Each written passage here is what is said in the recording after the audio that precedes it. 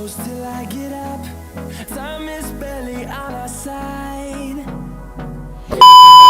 Hi everyone, তোমরা সবাই কেমন আছো? আশা করি খুবই ভালো আছো, আর আমিও খুবই ভালো আছি। বাট একটু ঠান্ডা লেগে গেছে, আমার ভয়েস শুনে তোমরা বুঝতেই পারছো। যাই হোক, এতক্ষণে তোমরা এটাও বুঝে গেছো যে আমি কোথায় যাচ্ছি। আমরা যাচ্ছিলাম আমাদের দইয়ের বাজারে রাস পূর্ণিমার মেলা দেখতে। আমরা বলতে আমরা 3টে টোটো করেছিলাম, আর আমাদের পাড়া থেকে আমরা অনেকেই গিয়েছিলাম। সবার প্রথমে আমরা যাব তারকদাসপুর, আর ওখান থেকে আমরা ঠাকুর দেখতে দেখতে আসবো দইয়ের বাজারে। তারকদাসপুরে এসে দেখলাম এই প্যান্ডেলটা করেছে, আর ফার্স্ট এই প্যান্ডেলটাই দেখলাম। এই প্যান্ডেলটা কতটা সুন্দর করেছে তোমরা হয়তো দেখেই বুঝতে পেরেছো। বাইরে দাঁড়িয়ে ভাবলাম প্যান্ডেলটার সামনে একটু ছবি তুলবো, বাট এতটা লাল নীল আলো মুখে পড়ছিল যে কোনো ছবিই ভালো হচ্ছিল না। তাই আর এখানে বেশি সময় নষ্ট না করে যাব ভিতরে, আর ভিতরে গিয়ে দেখবো কেমন করেছে।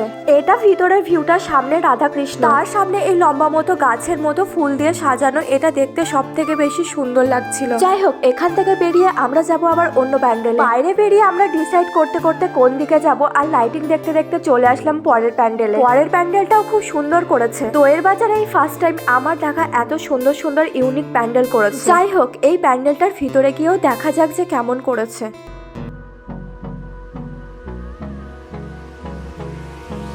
Hold me close till I get up. Time is barely on our side. I don't wanna waste what's left. The storms we chase are leading us, and love is all we'll ever trust. Yeah, no, I don't wanna waste what's left. And on we'll go.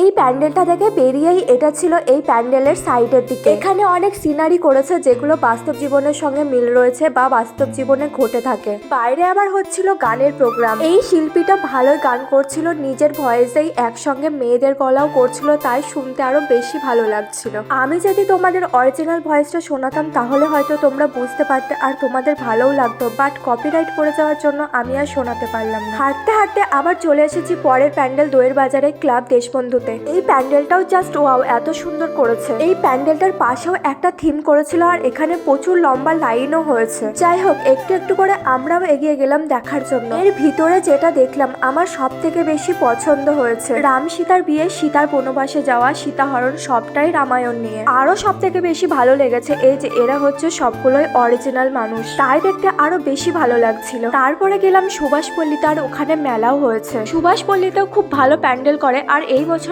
Theme ছিল শিব তাণ্ডব। তারপরে এখানে দাঁড়িয়ে শিব তাণ্ডবের যে ভিডিওটা দেখলাম, প্রথমত আমার শিব তাণ্ডবের ভিডিও দেখলে গায়ে কাঁটা দিয়ে ওঠে, আর দ্বিতীয় আমার দেখতে খুবই ভালো লাগে, মনে হয় যে বারবারই দেখি। সাইডে আবার করেছিল এই ঠাকুরের প্যান্ডেলটা। তোমরা বুঝতে পেরেছো কিনা জানি না, এগুলো হচ্ছে সবই অরিজিনাল মানুষ, আর ভিডিওতে হয়তো বোঝাও যাচ্ছে না। এখানে একটু একটু করে দেখাচ্ছিল 1-2 মিনিট মতো, আর সাইডে পর্দা ছিল, তারপরে আবার পর্দা দিয়ে দিচ্ছি। সুভাষপল্লীর মাঠে খুব বড় মেলা হয়, তো মেলাটা একটুখানি ঘুরে তারপরে আমরা আবার চলে গিয়েছিলাম বাজারে যে প্যান্ডেলটা হয়েছিল সেটা দেখতে। এটা হচ্ছে বাজারের প্যান্ডেল, আর এই প্যান্ডেলের পাশেও গান হচ্ছিল। এই বছর দুর্গাপুজোতে, কালী পুজোতে আমি অনেক জায়গাতেই ঘুরেছি, আর অনেক প্যান্ডেলই দেখেছি, কিন্তু এই রকম পাখিরালয়ের প্যান্ডেল আমি ফার্স্ট দইয়ের বাজারেই দেখলাম।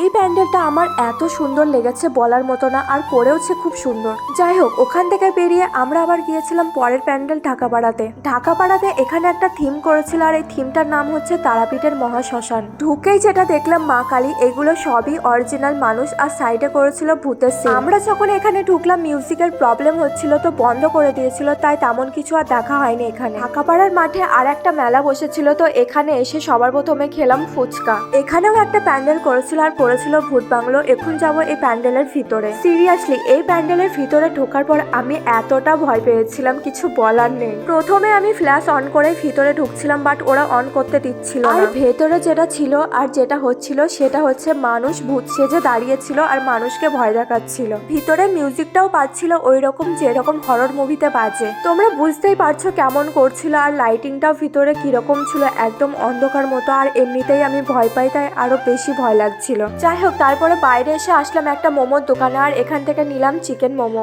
আমার সব থেকে ফেভারিট এই জুসটা, আর আমি যেটা সব মেলাতে গিয়েই খাই। এখানে এসেও আমার এটার দিকে চোখ চলে গিয়েছিল, আর আমি যেটা নিয়েছিলাম কোকা কোলা ফ্লেভারের। তারপরে মায়ের জন্য নিলাম এই বাদাম আর জিলাপি। এই ঠান্ডাতেও বাড়ি আসার সময় খেয়েছিলাম একটা আইসক্রিম।